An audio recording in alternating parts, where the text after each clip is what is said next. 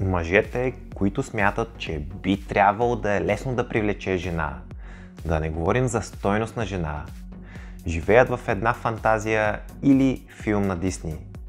Не можеш да имаш нищо стойностно в живота, било то бизнес, кариера, качествени приятели или жени, без да положиш нужните усилия, без да имаш търпение и редица други качества. Мъжете, които не се отказват след като някоя друга ги отреже, започнат да имат резултати и в последствие решат да влезнат в сериозни взаимоотношения. Ще ви кажат, че да заговаряш и да се запознаваш с жени е най-лесната част. Висшия пилотаж не е как да повдигнеш привличането, а как да го задържиш с години.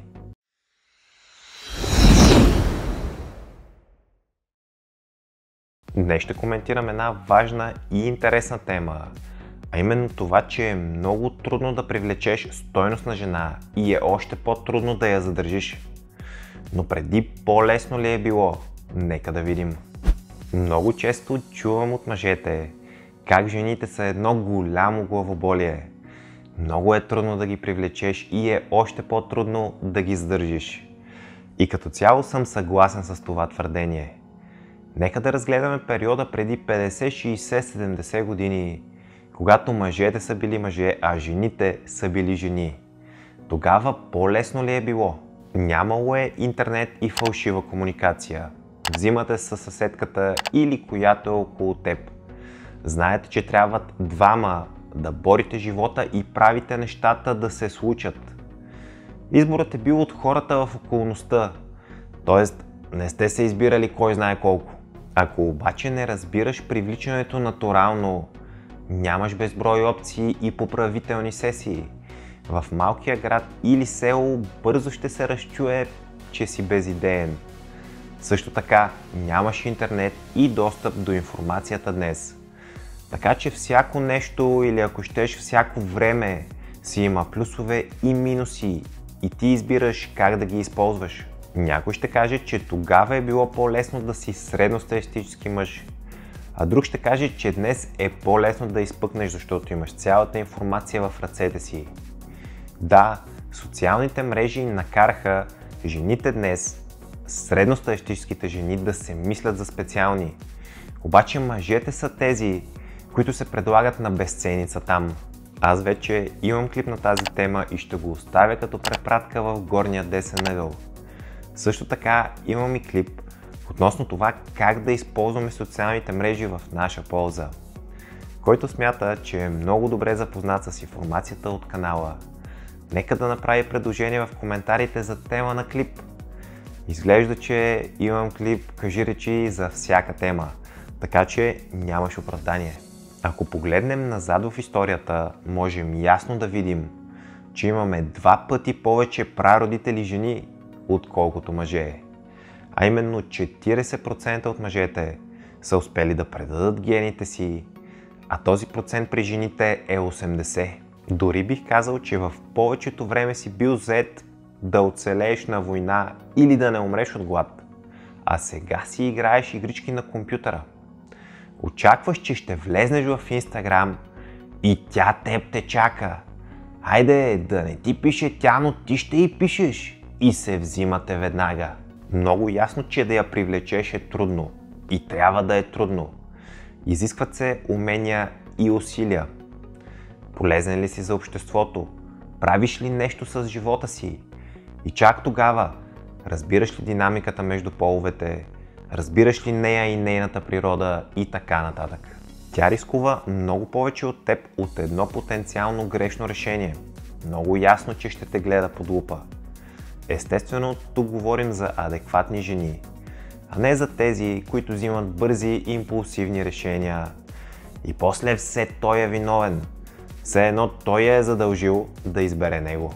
А ако смятате, че информацията е ценна и полезна, можете да подкрепите канала, като станете член в YouTube или Patreon и още по-важно, да харесате клипа и да споделите цялата информация от канала с другари в нужда.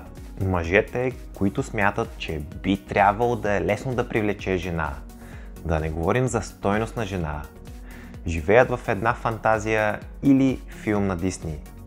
Не можеш да имаш нищо стойностно в живота, било то бизнес, кариера, качествени приятели или жени, без да положиш нужните усилия, без да имаш търпение и редица други качества. Мъжете, които не се отказват след като някоя друга ги отреже, започнат да имат резултати и в последствие решат да влезнат в сериозни взаимоотношения. Ще ви кажат, че да заговаряш и да се запознаваш с жени е най-лесната част. Висшия пилотаж не е как да повдигнеш привличането, а как да го задържиш с години. Като всичко друго в живота и връзката ще има плюсове и минуси и ще трябва да платиш цената. Отново, да мислиш, че просто ще си имаш гадженце и другите ще смятат колко си як, е мислене на 15 годишен. Не случайно във всички стари филми мъжете гонят свободата си, а жените се опитват с зъби и ногти да ги накарат да спрат да изследват света, да се задумят и да имат семейство.